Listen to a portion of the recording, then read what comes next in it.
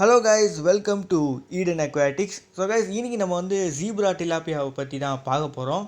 So நம்ம அங்கங்கே டிலாப்பியாவை பற்றி போட்டிருந்தாலுமே இந்த ஜீப்ரா டிலாப்பியாவுக்குன்னு கேர் வீடியோன்றது நான் போட்டது கிடையாது. அப்படிதான் நான் நினைக்கிறேன். ஸோ போட்டிருக்கேனான்னு எனக்கு சரியாக தெரியல. ஸோ நம்ம சப்ஸ்கிரைபரும் ஒருத்தர் கேட்டிருக்காரு. ஸோ அதனால் நம்ம வந்து ஜீப்ரா டிலாப்பியா ஒரு கேர் வீடியோ போட்டுடலான்னு தான் வந்திருக்கேன். ஸோ இதுதான் எனக்கு ஃபஸ்ட் டைமாக எனக்கு தோணிக்கிட்டே இருக்குது. ஸோ இதுக்கு முன்னாடி நான் போட்டிருக்கேனான்றதை கமெண்ட் பாக்ஸில் சொல்லுங்கள், நான் தெரிஞ்சுக்கிறேன். அண்ட் கைஸ், நீங்கள் வந்து ஒரு 14 to 15 இன்ச்சஸ் உள்ள ஒரு பெரிய சிக்லெட்டை நீங்கள் எதிர்பார்க்குறீங்க. நீங்கள் டேங்க்கில் வந்து ஒரு பெரிய சிக்லெட்டை வளர்க்கணும், நல்லா ஒரு அக்ரெசிவான ஒரு சிக்லெட் வேணும்னு நினச்சிங்கன்னா நீங்கள் இந்த ஜீப்ரா டிலாப்பியாவை சூஸ் பண்ணலாம். ஸோ கைஸ், இந்த ஜீப்ரா டிலாப்பியா பார்த்தீங்கன்னா குட்டியாக இருக்கும்போது எந்த விதமான அக்ரெஷனுமே இருக்காது. அது வந்து அவ்வளோவா அக்ரெஷன் இருக்காது. அது வளர வளர அதுக்கிட்ட அக்ரெஷன் வர ஆரம்பிக்கும். ஸோ இது வந்து அடல்ட் ஸ்டேஜ் இல்லை மெச்சூர் ஸ்டேஜ் அடையும் போது பார்த்தீங்கன்னா நல்லாவே அக்ரெஷன் காட்ட ஆரம்பிக்கும். ஸோ இந்த மீனை நீங்கள் வளர்க்கணும்னு நினச்சிங்கன்னா நீங்கள் வந்து ஒரு 3 to 4 feet டேங்க் கொடுங்க. அண்ட் இதுக்கு ஃபீடிங்னு பார்த்துக்கிட்டிங்கனாலே அது வந்து நார்மல் தான். சிக்லெட்டுக்கு நம்ம வந்து எப்படி லைவு, ஃப்ரோசனு, ஃப்ளேக்ஸ், பெல்லட்ஸ் கொடுக்கலாம், எது வேணால் கொடுக்கலாம் சிக்லெட்டுக்கு. ஸோ வந்து இதுங்க தாராளமாக எடுத்து சாப்பிடும். ஸோ நீங்கள் வந்து குக்கும்பர் இல்லாட்டி காய்கறியில் கேரட்டு அது கொடுக்கலாம், இல்லாட்டி வாழை இலைகள் இருக்குது பார்த்தீங்களா, அதெல்லாம் நீங்கள் வந்து கட் பண்ணி பீஸாக வச்சு கூட அது கூடயே அது வந்து சாப்பிட்டுக்கோங்க.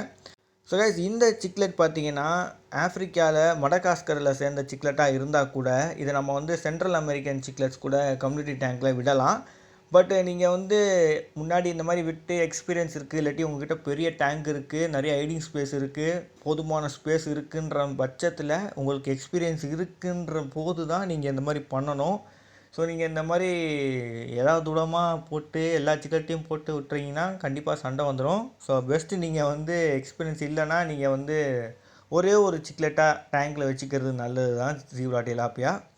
அண்ட் இந்த ஃபிஷ் நல்லா மெச்சூர் ஸ்டேஜ் அடையும் போது நல்லா பிளாக்கிஷ் கலரில் அந்த ஜீப்ரா லைன்லாம் நல்லா டார்க்காக இருக்கும். ஸோ அது பார்க்கவே அட்டகாசமாக இருக்கும். இந்த மீனை நீங்கள் வாங்கணும்னு நினச்சிங்கன்னா குளத்தூருக்கு போங்க. சென்னையில் இருக்கீங்கன்னா நீங்கள் வந்து குளத்தூர் மார்க்கெட்டுக்கு போங்க. ஸோ அங்கே போனீங்கன்னா இந்த மீன் இருக்கும். நான் எப்போ போனாலும் இந்த மீனை பார்க்குறேன். பட் நீங்கள் போகும்போது இல்லைனா எனக்கு கேட்கக்கூடாது. ஏன்னா ஒரு விஷயத்தை நம்ம எது தேடி போகிறோமோ அது கிடைக்காது. நம்ம தேடாமல் போனால் தான் அது கிடைக்கும். ஸோ அதனால் தேடாமல் போங்க, உங்களுக்கு கிடைக்கும். ஸோ அது மாதிரி தான் எனக்கு நடக்கும் எப்போவும்.